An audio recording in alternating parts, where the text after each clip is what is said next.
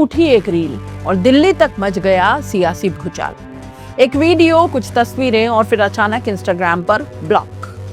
सवाल सिर्फ social media का नहीं है दोस्तों, सवाल यह है कि आखिर ऐसा क्या दिख गया उस रील में जिससे सत्ता के गलियारों में बेचैनी फैल गई। तमिलनाडु के नए मुख्यमंत्री बने, अभिनेता से नेता बने विजय, मंच पर राहुल गांधी, कैमरों की फ्लैश, लाखों लोगों का उत्साह और फिर कुछ ही घंटों में वही वीडियो इंस्टाग्राम से गायब हो जाता है।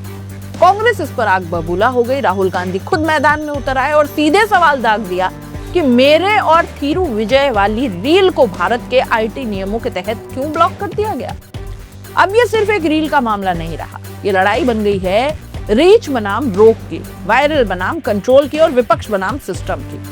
रविवार 10 मई चेन्नई का माहौल पूरी तरह राजनीतिक रंग में डूबा हुआ था। अभिनेता विजय ने तमिलनाडु के मुख्यमंत्री पद की शपथ ली।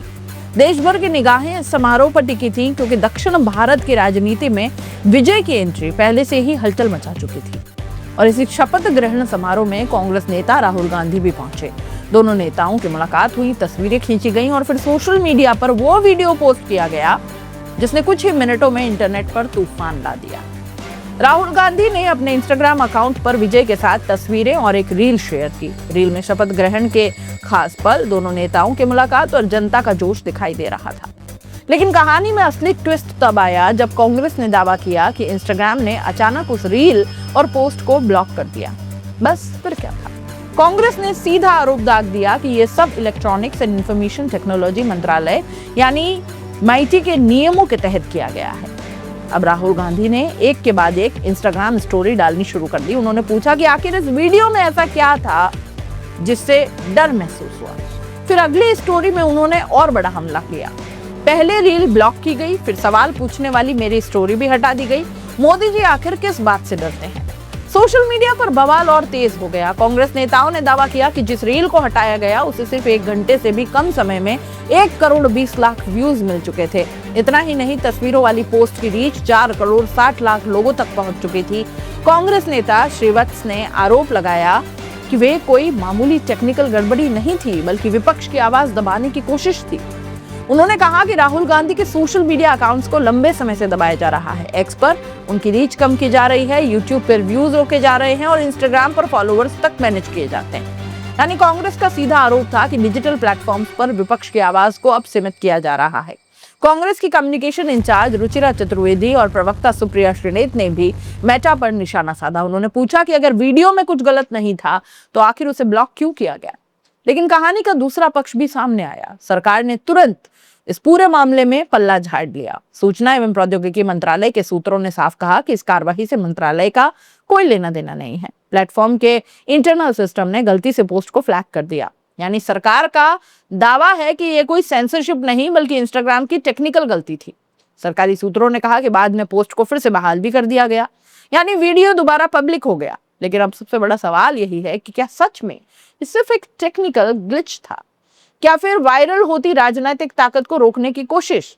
क्योंकि राजनीति अब सिर्फ रैलियों और भाषणों तक सीमित नहीं रही दोस्तों। आज असली युद्ध सोशल मीडिया पर लड़ाया जा रहा है। जिसकी रील वायरल उसकी पकड़ मजबूत, जिसका वीडियो ट्रेंड में वही जनता के दिमाग में।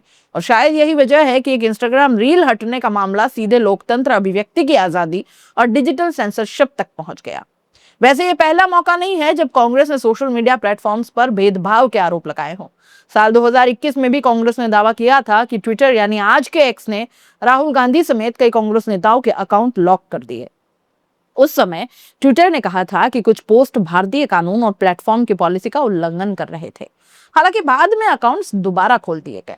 लेकिन इस बार मामला और बड़ा इसलिए हो गया क्योंकि इसमें एक तरफ राहुल गांधी थे और दूसरी तरफ दक्षिण भारत के नए सुपरस्टार मुख्यमंत्री विजय और तीसरी तरफ सोशल मीडिया सेंसरशिप का बड़ा आरोप। राजनीतिक गलियारों में अब चर्चा ये भी है कि विजय और राहुल गांधी की बढ़ती नजदीकियां आने वाले समय में दक्षिण भारत की राजनीति में नया समीकरण बना सकती है।